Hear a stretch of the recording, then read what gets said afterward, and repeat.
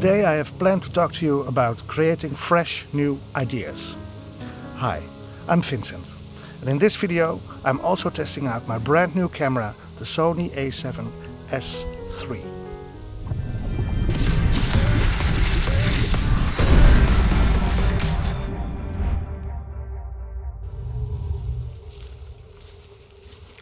In the design process, coming up with great ideas is called ideation. Having great ideas is important to any creative venture. But where do you get those ideas from when they are playing hide and seek? There are a multitude of ways to come up with great new ideas. Often that involves teamwork. But also, as a solo designer, there are great strategies to find those really original ideas that no one has ever thought of.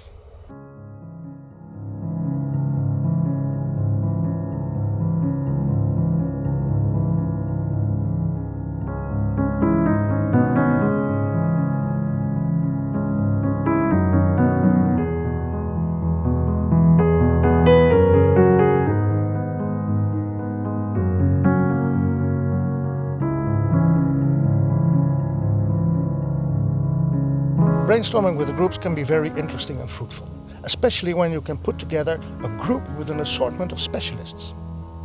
Like an ergonomic consultant will put the ideas of an engineer to the test, giving a salesperson the idea that is being interpreted by the IT specialist, so that in the end everyone at the same time cries out in ecstasy, "Eureka!"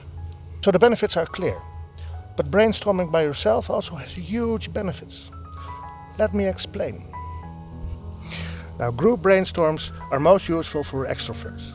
Introverts will quickly get lost in the wild enthusiasm of the group, while their ideas are as valuable as everyone else's. So without a great brainstorming leader that also creates space for the more introvert people, ideas will get lost. And every time an idea gets lost, a baby panda falls out of a tree.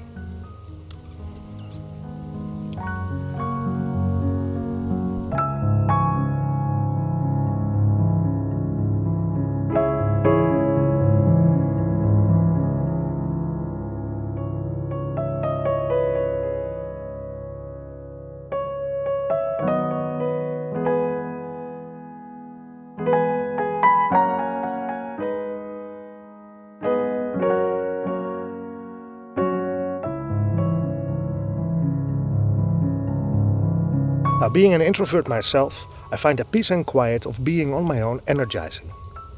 Finishing my thoughts at my own pace and communicating to myself by means of sketching really gets me in the flow. You know, it's like trying to roll a huge concrete wheel. It's hard to start, but after some effort it actually gets really hard to stop. The voices of others won't get in the way, and stupid suggestions, which by the way, they don't exist, they won't be punished by bullies.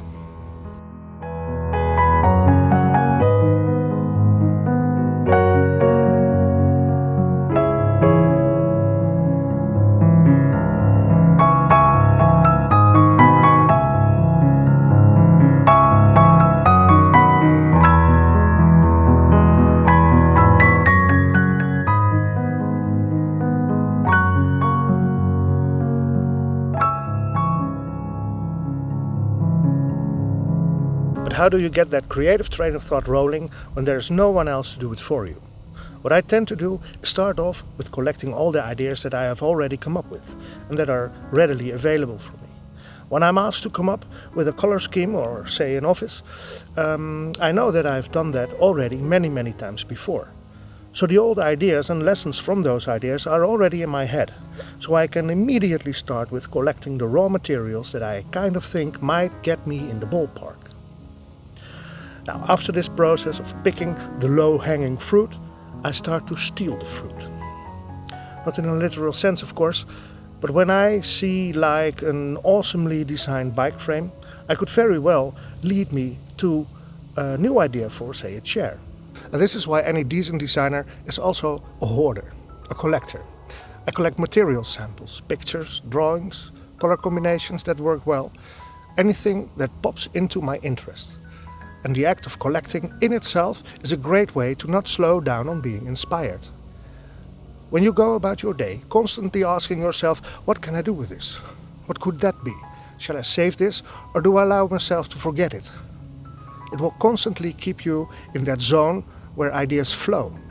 That is why a lot of creative people don't really engage in brainstorming sessions. They have already started.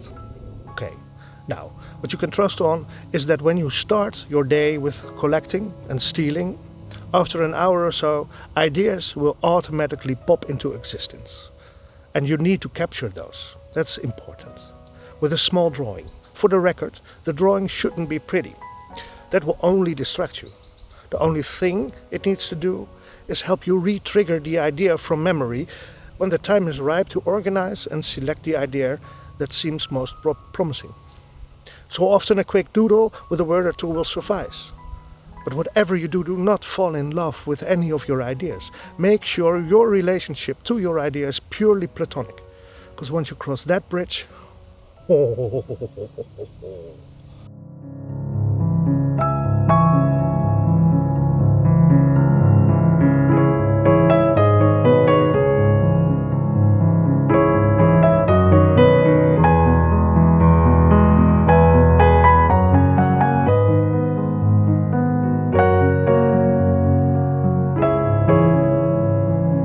When you have squeezed every last drop of creativity from your mind, it is time for selecting. And that in itself is a whole different story, which I will tell you more about in the next video.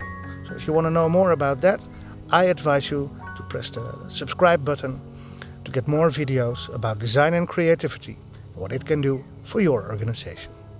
I want to thank you for watching, and I will see you next time. Bye.